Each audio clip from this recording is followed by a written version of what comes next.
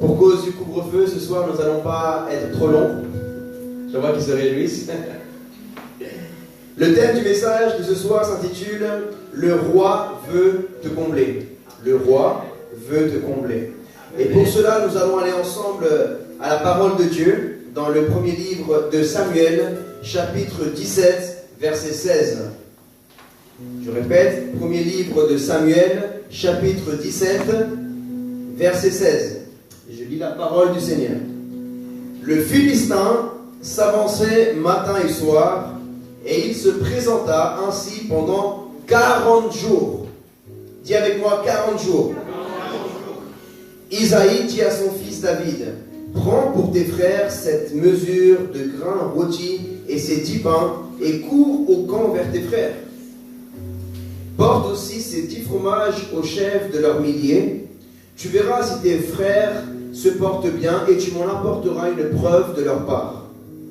Ils sont avec Saül et tous les hommes d'Israël dans la vallée d'Éla, et ils font la guerre aux Philistins.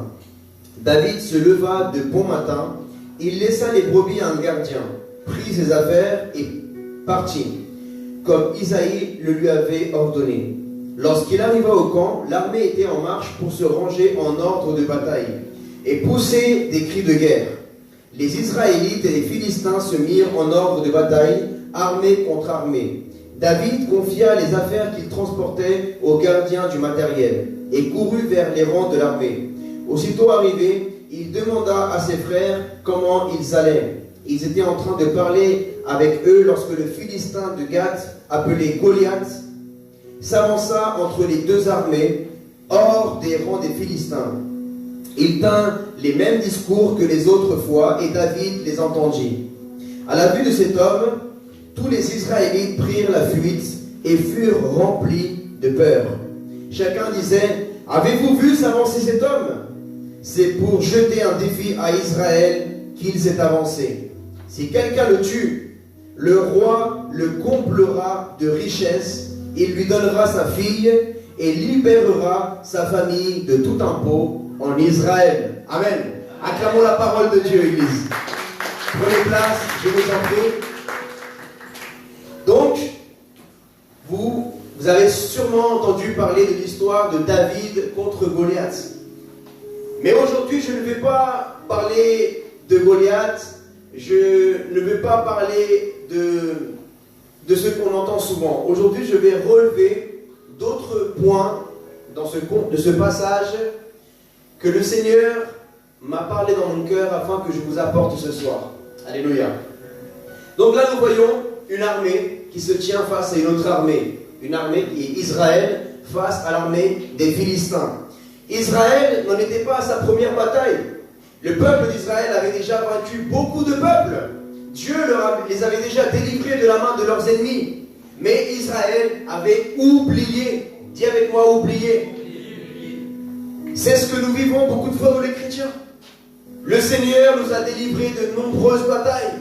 Il nous a fait de nombreux miracles dans le passé. Certes, peut-être pas les mêmes que de ceux que nous attendons en ce moment. Mais il l'a déjà fait. Et nous oublions, comme Israël. Israël était apeuré devant Goliath. Imaginez-vous que lorsque l'armée se tenait en rang de bataille face à l'autre armée, ils étaient fermes et ils étaient courageux à ce moment-là. Mais lorsqu'ils voyaient Goliath, un géant, sortir du rang et venir face au milieu entre les deux armées, là, ils prenaient la fuite. Imaginez-vous une armée de milliers de soldats expérimentés dans la guerre qui prend la fuite devant un seul homme.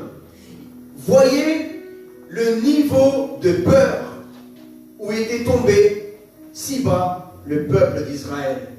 Voyez le niveau d'incrédulité où est tombé si bas le peuple d'Israël. Ils ne croyaient plus que Dieu pouvait les délivrer, non seulement des Philistins, mais en plus d'un seul homme, qui était Goliath. Et, comme la Bible le dit, comme vous avez répété tout à l'heure, 40 jours. Moi, quand j'entends ça, je me dis, waouh! Vous savez c'est quoi 40 jours, frères et sœurs? 40 jours, c'est énorme. C'est énorme. Déjà, ça coûte cher de maintenir une armée de 20 000 hommes pendant un jour. Imaginez-vous pour donner à manger pour 20 000 hommes. Ça veut dire, imaginez l'argent qui était gaspillé, le gaspillage qui s'est fait pendant 40 jours.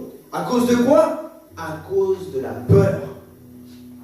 Ils auraient pu y aller avant, ils auraient pu vaincre, parce que l'Éternel était avec eux. Mais la peur les a empêchés d'y aller. La peur les a pétrifiés. La peur les a fait fuir. La peur a fait que les Philistins prennent plus de force et maudissent davantage le Dieu d'Israël. À chaque fois que tu montres au diable que tu as peur, tu es en train de donner un argument au démon pour se moquer de notre Dieu et se moquer de toi. D'ailleurs, le message de la semaine dernière était arrête de quoi, David?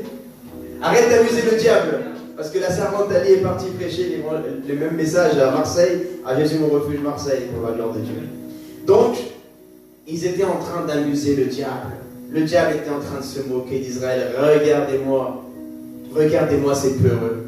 Et après, ils disent qu'ils ont un Dieu. Et après, ils parlent de Dieu. Et ils osent nous faire la morale. Alors que même, regardez-les, ce sont des peureux, des trouillards, pétrifiés, avec un seul de nos soldats, Goliath. Et souvent, nous les chrétiens, nous nous trouvons comme ça, face à une maladie, face à un problème financier, face à un problème familial, face à un doute, à une peur, qu'on ne peut pas y arriver, qu'on ne peut pas. On voit un Goliath extérieur, qui est une situation. Mais aujourd'hui, je ne vais pas vous parler d'un Goliath qui est une situation. Je vais vous parler d'un autre Goliath. Un autre Goliath. Vous savez que Dieu ne va jamais vous tentez? Dieu va permettre des épreuves dans votre vie. Et une épreuve, c'est pour vous éprouver. C'est comme lorsque vous êtes à l'école et vous passez un examen. Le but du professeur, même si nous les élèves, on aime bien dire « Non, le prof, il en a après moi ». On aime bien dire ça aux parents. Mais non, le prof, il n'a rien contre toi. C'est toi qui dois étudier plus. C'est pas la faute du professeur qui te met des choses trop difficiles. Et en fait, l'épreuve, c'est pour nous perfectionner, c'est pour nous faire réviser. Et nous aussi, si on ne passe pas par des épreuves, on va rester à un niveau. Mais lorsque Dieu nous fait passer par une épreuve, c'est pour nous emmener plus haut avec lui, pour le chercher davantage, pour nous remettre en question, pour rendre notre foi plus haute, plus grande, notre humilité plus bas, humilié devant le Seigneur et même apprendre à pardonner, à aimer. Comment, lorsque tu dis Seigneur, donne-moi ton cœur, comment veux-tu que Dieu te donne ton cœur, son cœur, s'il ne travaille pas ton cœur pour qu'il ressemble à celui du Christ? Amen. Amen. Comment tu dis à Dieu, Seigneur, augmente ma foi sans épreuve? Comment? Il faut bien que Dieu permette une épreuve dans ta vie qui va faire que tu devras, oui ou oui, aller à une autre dimension de foi avec Dieu. Alléluia. Et ainsi, dans tous les domaines de notre vie. Alors, nous voyons là que David est arrivé. Quelle est la première chose que nous pouvons relever? Comment David s'est retrouvé dans le champ de bataille? Comment? Par obéissance. Dis avec moi, obéissance. Ce mot-là, tu devrais le mettre en grand dans ta chambre. L'obéissance vaut mieux que les sacrifices. L'obéissance, c'est ce qui va faire que tu rentres dans le plan merveilleux et parfait que Dieu a pour toi. L'obéissance à Dieu, l'obéissance à sa parole, l'obéissance au Saint-Esprit. Et même l'obéissance aussi à nos parents. Oui, c'est important aussi. L'obéissance. Bien sûr avec le discernement. Alléluia. Mais, mes frères et sœurs, nous devons apprendre à obéir. Parce que nous sommes des enfants de Dieu. Et qu'est-ce qui différencie les enfants de Dieu des enfants du diable? C'est justement, les enfants de Dieu sont obéissants et les enfants du diable sont désobéissants. C'est pour ça qu'il dit les enfants de la désobéissance. Nous sommes des enfants de Dieu par Jésus-Christ qui lui est le premier-né des obéissants. C'est le premier qui a obéi en toutes choses. En toutes choses. Et tu me diras, oui, mais c'est trop dur d'obéir Dieu en ce moment, ce qu'il me demande, c'est vraiment dur. Ah, parce que tu crois que ce que le Père avait demandé à son Fils, c'était facile.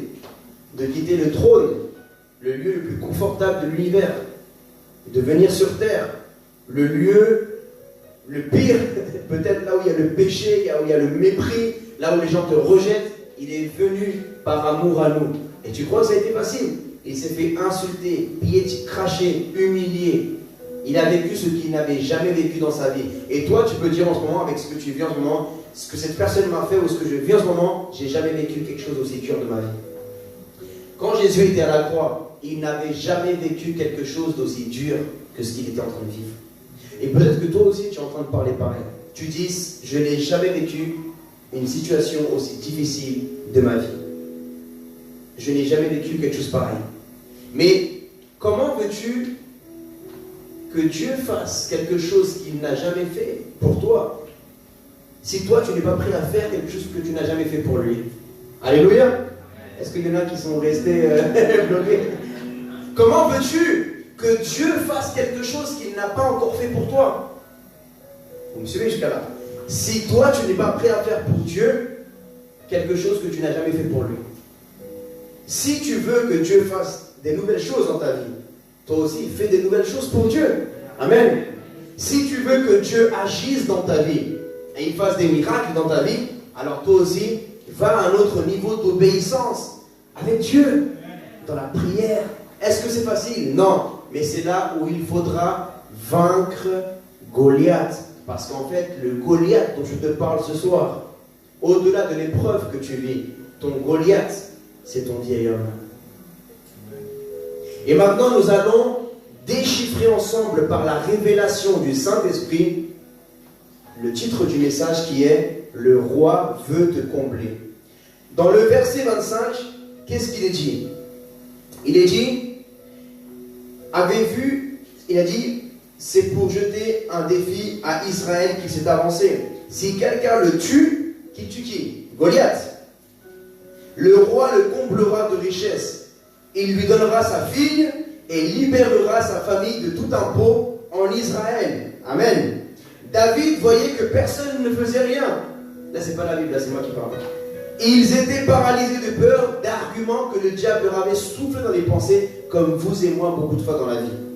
On est bloqué, on n'arrive pas à chercher la prière à cause d'arguments. Non, mais c'est trop long, c'est trop tard, c'est trop loin, j'ai pas le temps, je suis fatigué, je ça, j'arrive pas à accrocher. On se remplit d'arguments. Si vous auriez dit à Israël à ce moment-là, Israël, peuple d'Israël, vous êtes une armée, vous avez le Dieu Tout-Puissant, allez-y. Et vous demandez aux soldats, pourquoi vous n'alliez pas? Ils allaient vous dire, oui, mais regarde Goliath, oui, mais regarde l'armée d'Israël, oui, mais on n'est pas prêt, oui, mais, que des oui, mais, que des oui, mais. Et là, je vais vous dire, David, il a su saisir l'opportunité, comme je vous parlais le message la semaine dernière. Samson, il y a un moment où il a saisi l'opportunité. Et si Dieu nous parle encore une semaine après de saisir l'opportunité, c'est que nous devons, Jésus mon refuge, et même l'Église de France, et même l'Église de la francophonie, et même l'Église des chrétiens du monde entier, saisir l'opportunité que Dieu est en train de nous accorder. Amen.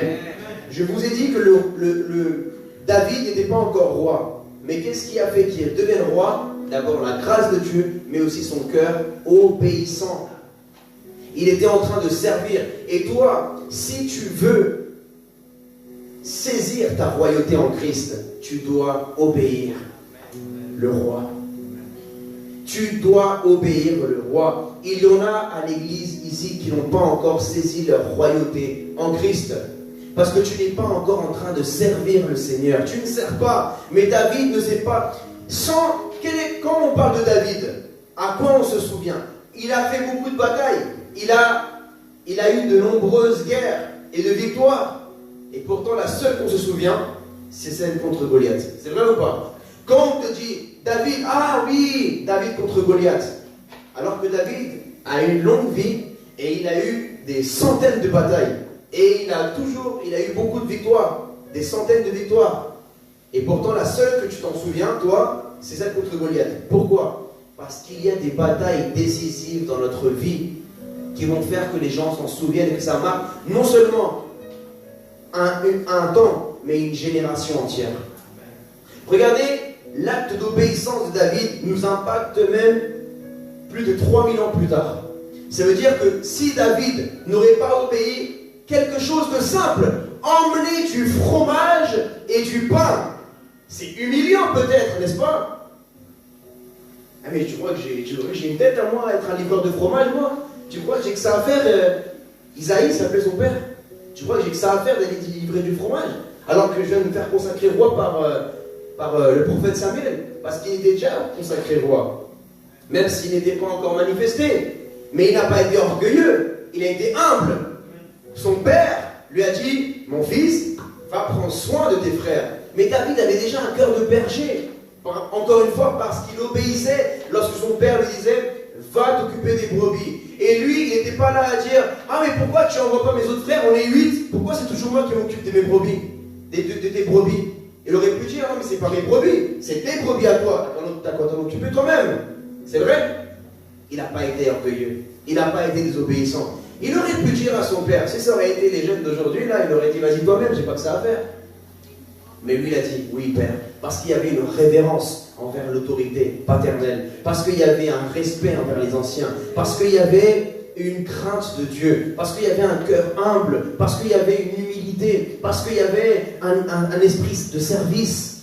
Et c'est ça que nous devons saisir comme révélation ce soir. Si nous voulons arriver à notre royauté et tous les bienfaits que Dieu a pour nous en Christ, nous devons avoir les mêmes qualités que David à ce moment-là. Si David est arrivé dans ce champ de bataille, c'est parce qu'il a obéi d'emmener du fromage et du pain à ses frères.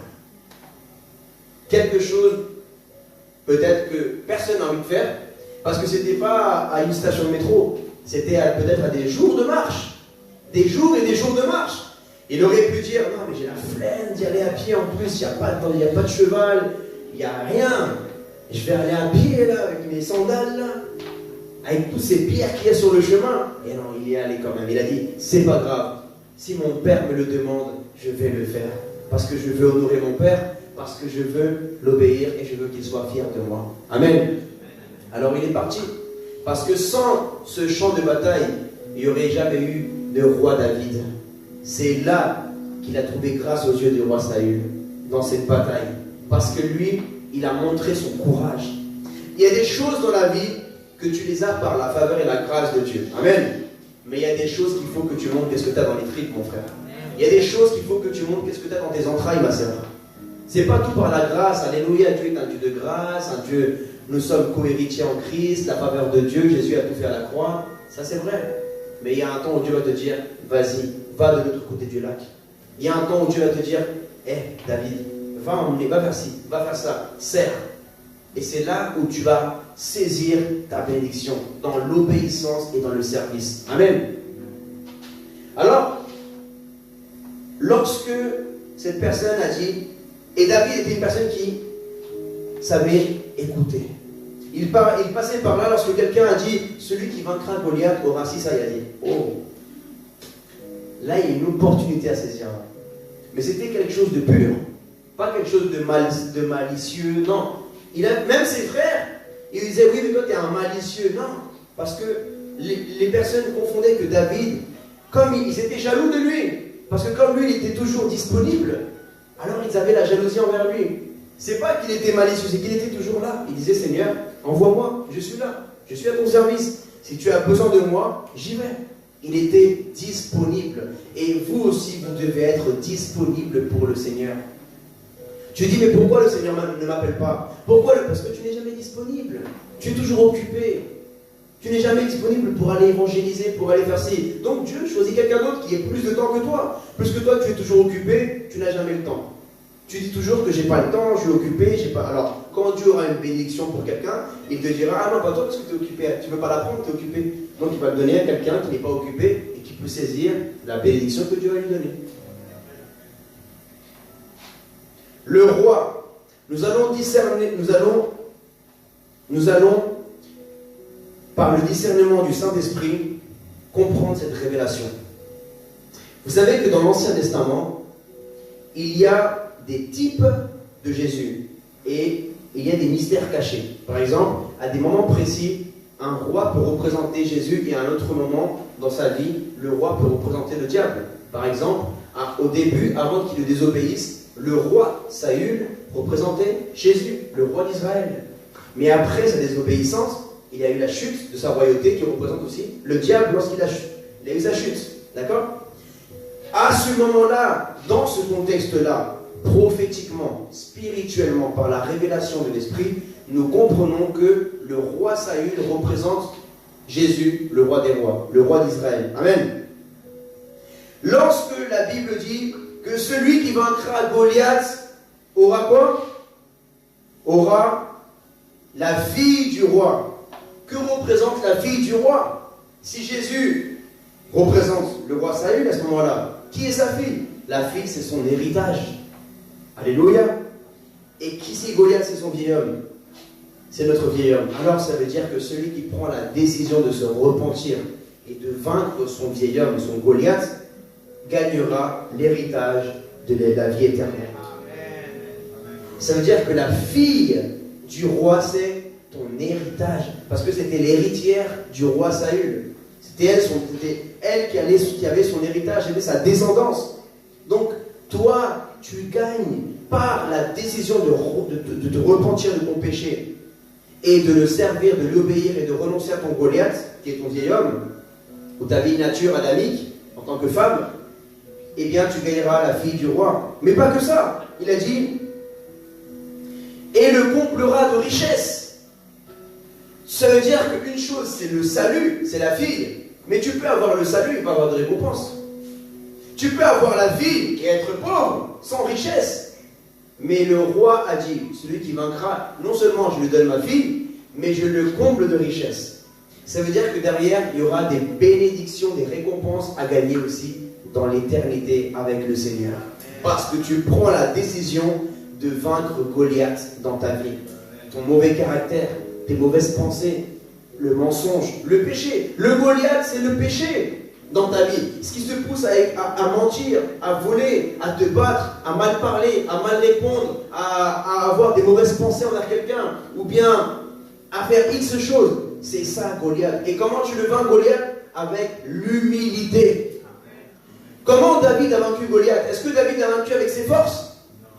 Il n'a pas vaincu avec ses forces. Il l'a vaincu au nom de Dieu, au nom de l'Éternel.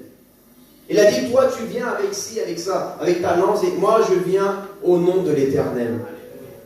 Ça veut dire que toi, tu dois invoquer le nom de l'Éternel dans ce que tu vis, dans ton mauvais caractère, dans ton péché. Si tu veux vaincre ce péché, si tu veux vaincre ce mauvais caractère, tu ne dois pas dire, moi je viens en mon nom, non, tu dois dire, moi je n'y arrive pas, péché, mauvais caractère, mais je viens au nom de Jésus-Christ. Et c'est lui qui va m'aider à te vaincre, et c'est lui qui va te vaincre. Amen. Il y a aussi des bénédictions dans ce monde que nous héritons, mais nous devons le croire. La guérison, la bénédiction aussi financière. Dieu ne nous appelle pas à être toujours en ruine, de ruine en ruine, d'échec en échec. Non, mais il nous appelle à être de gloire en gloire. Amen. Il faut aussi rejeter cette mentalité de pauvreté, rejeter la mentalité de la maladie, rejeter les mauvaises pensées. Il faut constamment rejeter, parce que si tu acceptes de croire qu'un chrétien est destiné à être pauvre, tu seras ce que tu crois, mon frère. Si tu es toujours convaincu que tu vas vivre de maladie en maladie, ah non, je ne vais jamais guérir, c'est bon, je vais mourir malade, et bien tu vas mourir malade. Tu ne vas même pas vouloir aller chez le médecin, même pas vouloir qu'on prie pour toi. Non, non, ne prie pas pour moi, c'est bon. J'accepte ma maladie, je veux rester comme ça. Parce que c'est ma croix. Il y a des croix que nous-mêmes, nous voulons porter nous-mêmes, que Dieu ne nous a jamais demandé de porter. Alors faisons attention, mes frères et sœurs. La croix que nous devons porter, justement, c'est de renoncer à notre vieille nature, à notre mauvais caractère. Et ça, c'est constamment. Parce que quand ça s'en va, ça revient. Et on doit continuer à porter ce fardeau, quoi? De se battre constamment contre ce poids qui veut nous oppresser de ce monde. Et nous voulons le combattre. Amen. Et que représente quand il dit, au verset 25, il lui donnera sa fille et libérera sa famille de tout impôt en Israël. Il y avait l'impôt en Israël. Et quand David a vaincu Goliath, non seulement la bénédiction a été pour lui, mais aussi pour sa famille. Ça veut dire que quand David a vaincu, non seulement lui, il a gagné sa bénédiction, mais son peuple Israël a aussi gagné la victoire avec David. Dans ce que Dieu te demande de faire dans ta vie, d'obéir le Seigneur, de te repentir, de donner ta vie au Seigneur, non seulement toi, tu vas être béni, mais aussi ta nation, parce que tu vas ramener un réveil pour la gloire de Dieu.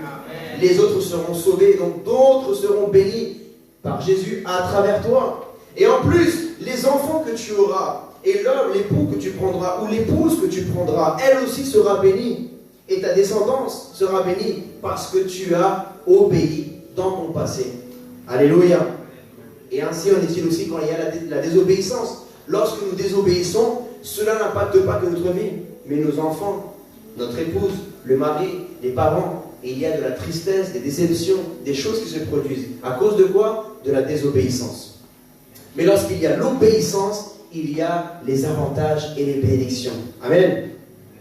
Alors, ça représente d'être libéré de la dette, ça veut dire d'être pardonné de nos péchés. Qu'il n'y a plus aucune condamnation sur ta vie. Parce que le roi qui est Jésus t'a enlevé ton impôt, ta dette. Tu n'as plus aucune dette envers le diable. Tu es libéré parce que tu as décidé de vaincre Goliath. Acclamons le Seigneur Jésus-Christ. Amen. Lève la main celui que ce soir prend la décision de vaincre son Goliath. Est-ce que c'est facile? Non. Nous allons le faire? Oui. Amen. Peut-être que ce Goliath, ce péché qui te tient, parce qu'il y a toujours un plus grand péché dans ta vie, qui te tient plus esclave. Même Goliath a dit, vous êtes esclave de Saül. C'est-à-dire que le diable te voit comme un esclave, parce qu'il te méprise. Parce que toi-même, tu ne prends pas assurance de ta royauté en Christ. Mais c'est toi qui dois te lever et dire, non, Satan, tu te trompes. Je ne suis plus esclave de toi. Je suis esclave, oui, du Seigneur Jésus-Christ, mon roi. Et je ne suis pas qu'un esclave, je suis son enfant. Amen. Et un enfant a un héritage. Donc tu as été pardonné. Tu as été enlevé de ta dette. Même si tu as commis un péché cette semaine, mon frère, ma soeur, même si tu as commis un péché il y a une semaine, il y a un mois, tu as été pardonné. Dis à ton voisin, tu as été pardonné. Il n'y a plus de condamnation sur ta vie. Parce que le sang de Jésus t'a justifié. Ne crois plus dans le mensonge du diable. Non, mais je vais aller en enfer à cause du péché que j'ai commis il y a 3 semaines. Dieu t'a. Si tu t'es repenti de tout ton cœur, mon ami, si tu es parti voir sincèrement le Seigneur et tu as vaincu ton Goliath dans la repentance, tu t'es humilié et tu as confessé ton péché, tu as dit Seigneur, j'ai commis tel péché. Oui, j'ai commis ce péché d'impureté sexuelle, j'ai commis ce péché de violence, j'ai mal parlé, j'ai fait ci, je me suis enivré, je suis parti en boîte de nuit et j'ai fait n'importe quoi. Seigneur, je me repens, Seigneur. Aujourd'hui, je veux vaincre ce Goliath en ton nom, Jésus. Amen. Amen. Tu as été pardonné. Mais le diable veut toujours venir te condamner. Et comme quand quelqu'un te dit hey, passe-moi mon argent, rends-moi ce qui est à moi. Non, tu dis j'ai rien à toi. Maintenant, tu vas voir mon Seigneur. Et il t'a déjà vaincu à la croix. Mes péchés ont été pardonnés, Satan. Tu n'as plus le droit de m'accuser. Parce que j'ai déjà reconnu que je suis un pécheur. Tu veux quoi? Tu veux accuser quelqu'un qui s'est déjà déclaré coupable avant que tu m'accuses? Je suis coupable. Bien sûr que je suis coupable. Mais Jésus a payé le prix pour moi. Amen. Si quelqu'un un jour va te dire oui, tu es ça, je dis oui, c'est vrai. Tu as raison. Et tu peux même ajouter des choses. Tu peux même dire plus même. Parce que toi, tu crois que je ne suis que ça, mais j'ai commis des péchés pires que ça. Je ne suis pas je n'ai pas été qu'un menteur. J'ai été un voleur, un assassin, un adultère, un fornicateur, un sorcier. Et tu peux dire, oui, tout ça, je l'ai été. Et je le reconnais. Mais Jésus m'a pardonné. Amen. Je ne mérite pas son pardon. Je ne mérite pas sa grâce. Je me suis repenti. Il est mon Seigneur. Il est le Fils de Dieu. Et je suis à ses pieds. Parce que je ne suis pas digne de son amour. Amen. Alléluia. Mais par contre, il faut que tu reconnaisses ton péché.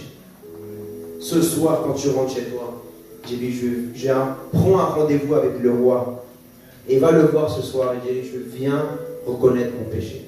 Oui, j'ai péché. Et je t'invite à faire un exercice qui n'est pas facile, parce que ça te fait sentir mal, mais il faut que tu le fasses. Quand tu seras tout seul avec Dieu, dis-lui clairement, écris ce que tu as fait. Même si c'est très grave, écris-le et déclare-le. Tu vas être délivré de cela. Parce que parfois, on n'arrive pas à se pardonner pour des choses horribles qu'on a fait. Horribles. Alors, On les garde pour nous et on ne les confesse pas. On dit, Seigneur, tu vois de quoi je te parle? Non, le Seigneur ne voit pas de quoi je te parle. Il faut que tu le déclares.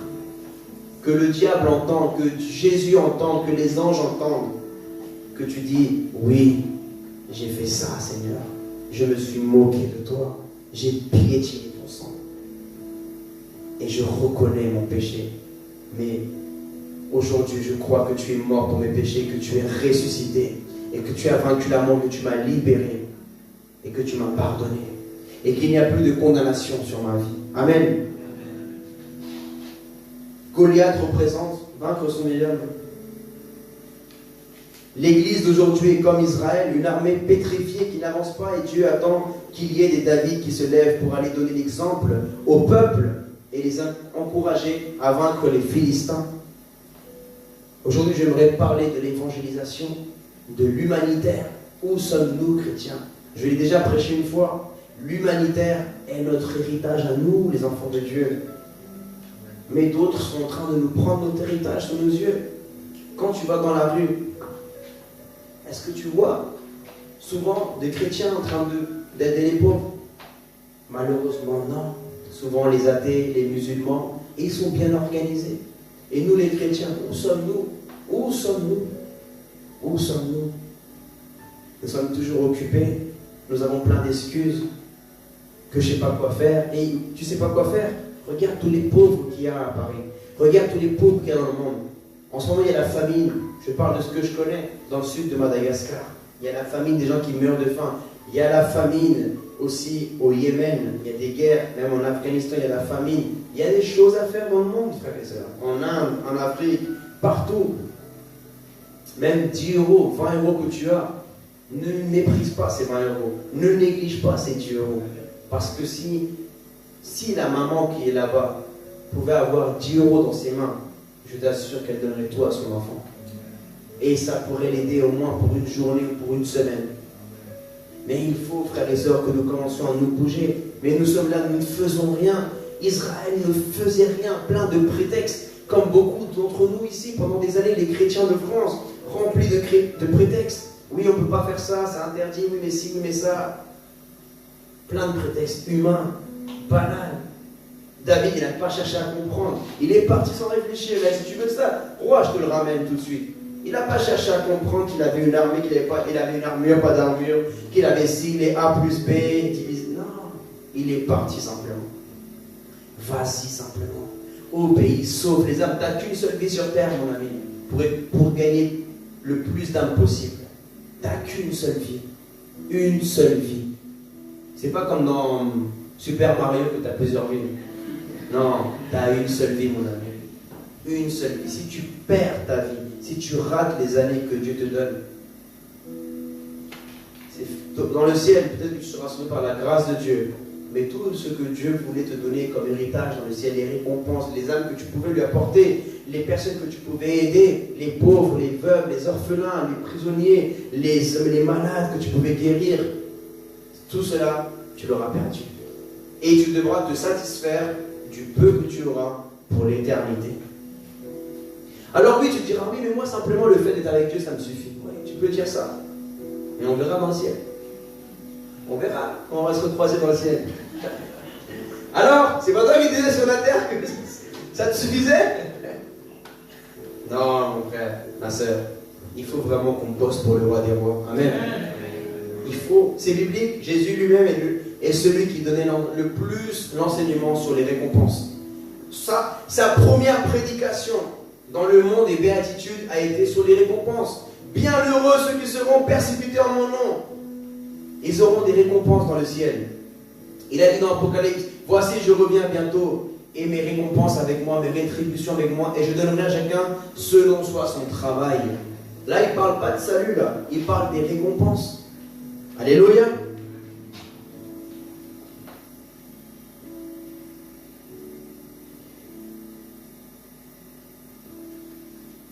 Même dans Jean 4, verset 32, Jésus savait très bien pourquoi il est venu ici sur terre. Il est venu pour servir le Seigneur. Mais le diable veut nous distraire.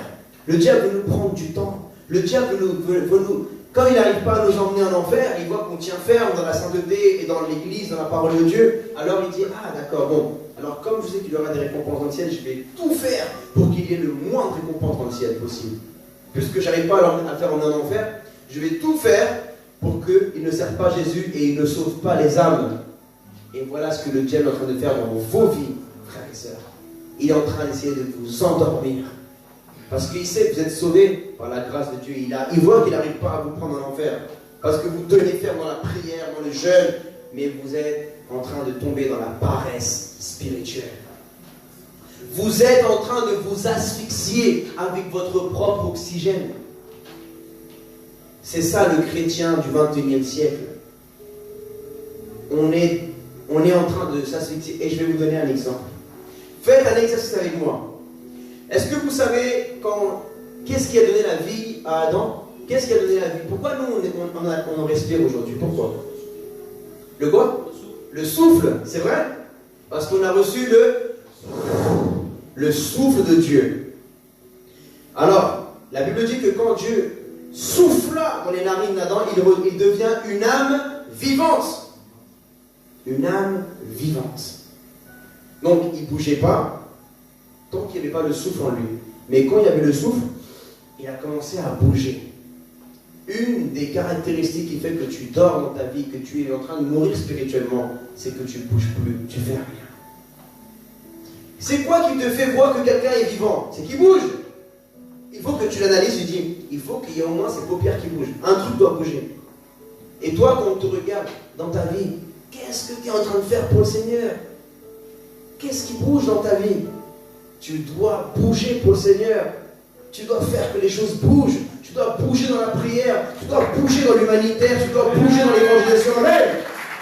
Pour que Dieu puisse bouger. Tu dois bouger. Puisque Dieu est en toi. Comment veux-tu que Dieu bouge en France si Dieu habite dans les chrétiens de France et les chrétiens de France ne bougent pas? Si tu ne bouges pas, tu ne bouges pas. Tu es en train de...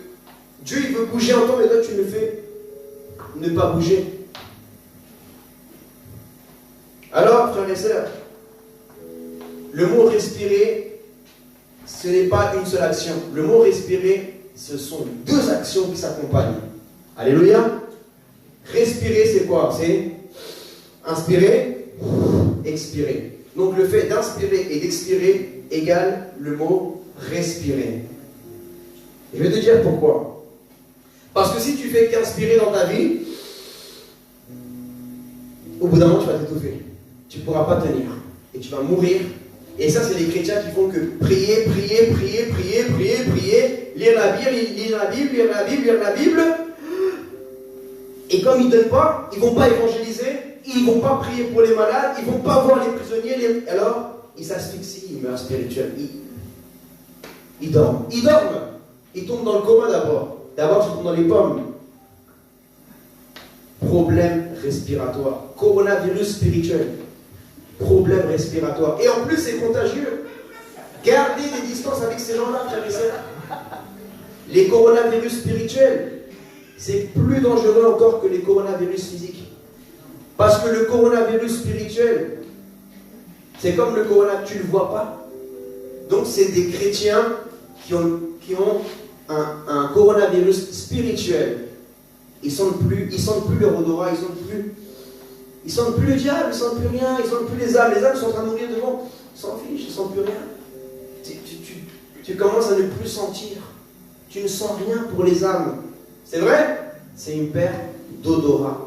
Tu commences à ne plus sentir rien pour les gens. Quelqu'un peut avoir un accident devant toi, peut être couché en train de mourir, tu fais oh, tu sens plus rien. Ton cœur s'endurcit. Et qu'est-ce que le gouvernement nous dit? Qu'il faut garder des distances barrières. Moi, je vais commencer à prendre des distances barrières avec les personnes qui ne veulent rien faire, là, à 1 mètre de distance. Moi, je veux être quelqu'un qui agit pour le Seigneur. Amen. Je ne veux pas avoir des problèmes respiratoires spirituels. Tu ne fais qu'inspirer et tu deviens un religieux. Tu ne fais qu'inspirer de la connaissance, comme les pharisiens, ils inspirent de la connaissance. Ils sont remplis de rituels, ils inspirent, mais comme ils n'expirent pas, alors ils sont des religieux spirituels et ils font que condamner, que juger, que ci, comme ça. Parce qu'ils ne font rien. Donc quand tu fais rien, tu as le temps de voir ceux qui font les erreurs. Mais quand tu es toujours occupé à servir le Seigneur, à faire du bien, tu n'as pas le temps de regarder les défauts des autres. Amen. Amen. Ceux qui ont le temps de regarder les défauts, c'est ceux qui font rien. Mais quand tu es occupé dans les choses de Dieu, tu n'as pas le temps. Est-ce que tu as vu ça? Non, excuse-moi, j'étais occupé, j'ai pas vu. Est-ce que tu as entendu la nouvelle? Non, j'ai pas entendu. J'étais occupé en train de servir le Seigneur, en train de prier. Désolé, j'ai pas entendu. La seule nouvelle que je connais, c'est la bonne nouvelle. Amen. Si quelqu'un veut t'apporter une nouvelle, tu m'apportes une bonne nouvelle, c'est tout ce que je vais entendre. La nouvelle de Jésus. Amen. Si tu m'apportes qui est tombé avec qui dans l'église, qui a fait qui avec quoi, non, s'il te plaît, mon frère, j'ai pas le temps pour ça. On va garder un mètre de distance, toi et moi. Tu vas me contaminer avec ta maladie spirituelle qui est en train de pourrir ta vie. Je t'assure, frères et sœurs, il faut commencer à expirer. Et maintenant, il y a aussi un équilibre à avoir. Parce que si tu ne fais qu'expirer, faites comme ça. Au bout d'un moment, vous n'allez plus avoir d'air et vous allez tomber dans les pommes et mourir. Il faut un équilibre dans la vie. Inspire, expire. Tu lis la Bible, tu t'assois à l'église, tu reçois les enseignements, tu fais l'école biblique, tu lis la parole de Dieu, et après, tu vas donner. Et après, tu revas te remplir, et tu revas donner. Tu te remplis, et tu donnes. Et toute ta vie, c'est comme ça que tu vas maintenir. Mais si tu fais qu'évangéliser, spirituellement, tu vas être tout maigre comme ça. Tu vas être tout maigre comme ça. Comment tu veux donner ce que tu n'as pas? Tu n'as pas reçu. Il faut que tu reçois d'abord les enseignements, que tu t'assois dans l'église, que tu sers, que tu reçois la parole de Dieu, que tu lis la Bible, que tu vis l'intimité avec Dieu, que tu jeûnes, que tu reçois, tu te remplis, et après que tu ailles donner. Missionnaire, aider les pauvres, prier pour les malades, évangéliser. Mais ça s'appelle respirer spirituellement. Amen. Vous allez vous en souvenir toute votre vie de ces enseignements. Inspire, expire.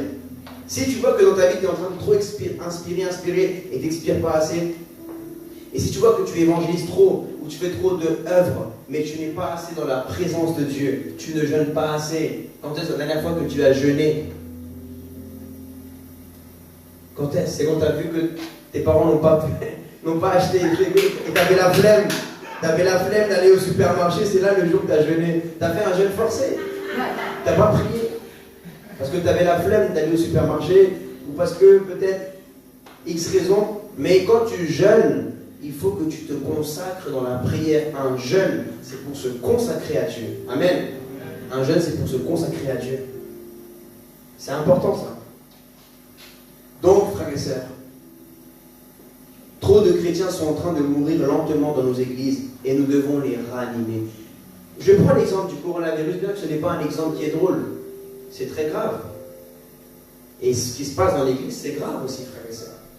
Combien de gens qui ont commencé à l'église zélés et aujourd'hui on ne les voit plus, non seulement à l'église, c'est grave, mais à la fois même s'ils continuent une intimité dans leur maison, mais beaucoup ne sont même plus avec le Seigneur Jésus. Ils sont morts spirituellement, ils se sont éloignés de Jésus, éloignés de la vie éternelle, retournés dans le monde, et ça c'est triste. Alléluia. C'est un coronavirus spirituel qui est contagieux, l'endormissement spirituel, la perte d'odorat, problème respiratoire spirituel. Ça veut dire que si vous voyez quelqu'un qui est en train de mourir, il faut le ranimer. Quelqu'un qui dort à l'église, physiquement, ranime-le. Réveille-le. Mets-lui un coup de coude. Réveille-toi là. Mais quelqu'un que tu vois que spirituellement, il vient plus à l'église, tu vois qu'il lit plus la Bible, tu vois qu'il commence à parler différemment, tu remarques des choses, des symptômes. Tu remarques des symptômes. Il commence à parler mal, à mentir, à faire ci, à avoir des comportements dans sa façon de s'habiller, des choses. Je te dis, à part, mon frère, prends-le, je te partage avec l'amour, Seigneur. C'est entre toi et moi, et personne ne comprend ce que je vais dire. Mais je sens que tu es en train de changer. Il y a quelque chose qui a changé en toi, mon frère. Tu n'es plus comme avant. Il y a quelque chose qui a changé en toi, ma soeur. Tu n'es plus comme avant. Avant, tu avais la joie. Maintenant, tu es toujours le visage dur. Avant, tu souriais. Avant, tu voulais lire la Bible. Tu voulais faire ci, tu voulais faire ça. Maintenant, tu ne fais plus rien. Et ça, c'est des petits symptômes. Quand vous voyez ça entre vous, veillez les uns sur les autres. Amen. Comme David est parti pour veiller sur ses frères. Alléluia. Levons-nous, frères et sœurs. Je vais appeler le groupe de louanges, s'il vous plaît.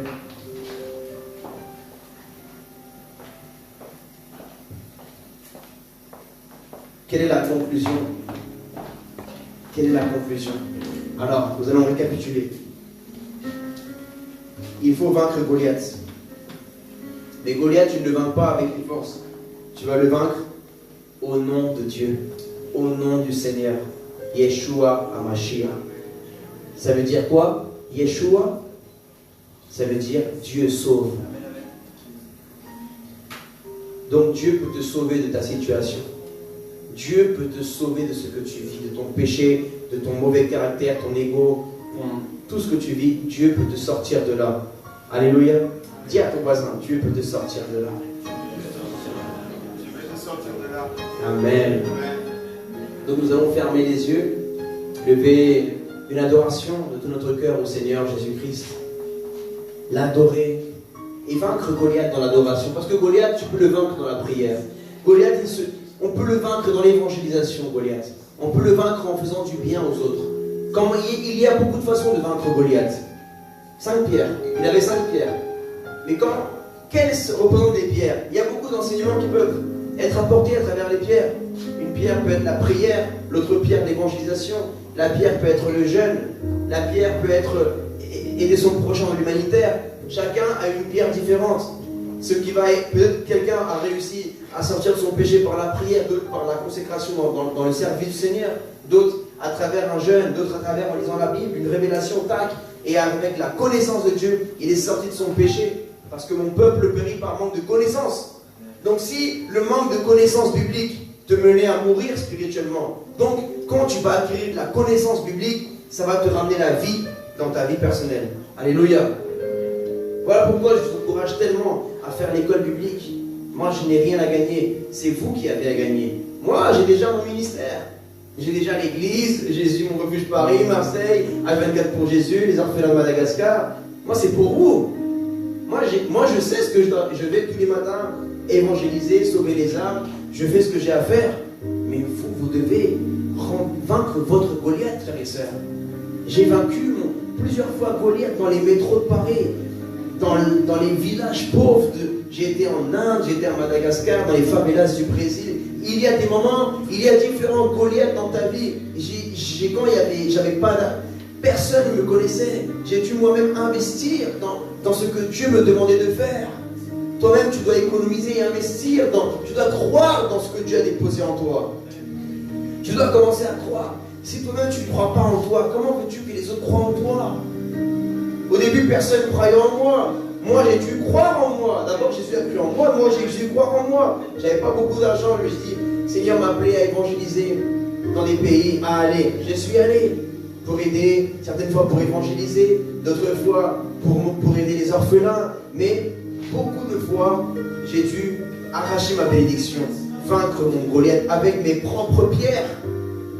Toi aussi, avec tes propres pierres, tu dois te lever aujourd'hui. Les pierres, c'est personne qui les a données à David, c'est lui-même qui les a pris lui-même. Si tu veux rentrer dans ton ministère, n'attends pas que quelqu'un croie en toi d'abord. N'attends pas que quelqu'un sème dans ta vie. Toi-même, sois le premier à semer. Ton premier donateur doit être toi-même. Amen. C'est toi qui dois être ton premier donateur dans ton ministère. Le premier qui va semer dans ton ministère, le premier qui va croire en toi, c'est toi. Alléluia. Lance-toi dans ce que Dieu a pour toi. Jésus revient bientôt. À n'importe quel moment, tu peux mourir. 20 ans, 30 ans, 40 ans, 60 ans. Il n'y a pas d'âge pour mourir. Alors avant de mourir, sauve des âmes. Fais des choses pour le Seigneur.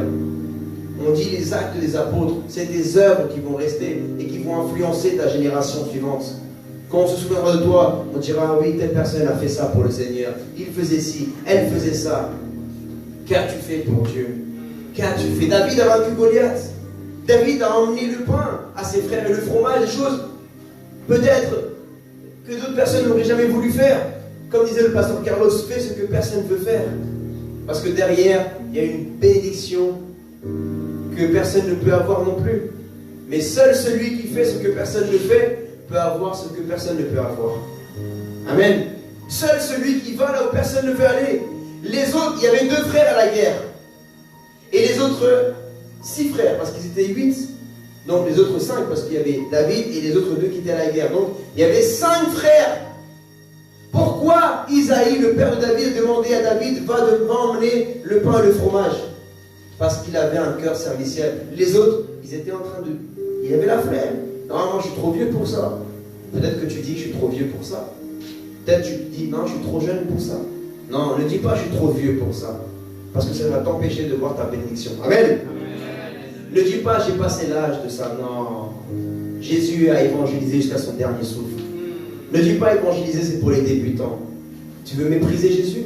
Tu veux mépriser le ministère de l'apôtre Paul, qui a évangélisé jusqu'à son dernier souffle, qui s'est fait tuer à Rome?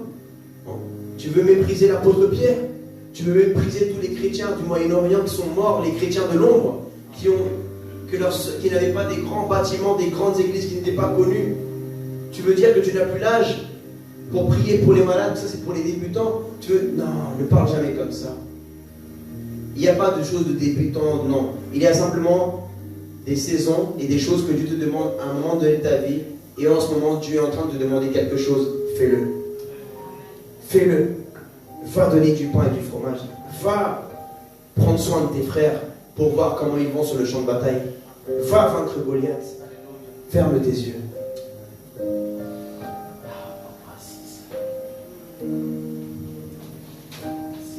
Dans cette prière, j'aimerais que tu adores le Seigneur, que tu demandes pardon, que tu confesses ton péché. Les profondeurs de gloire en gloire. Il t'emmène. Il veut t'emmener dans les profondeurs de gloire en gloire.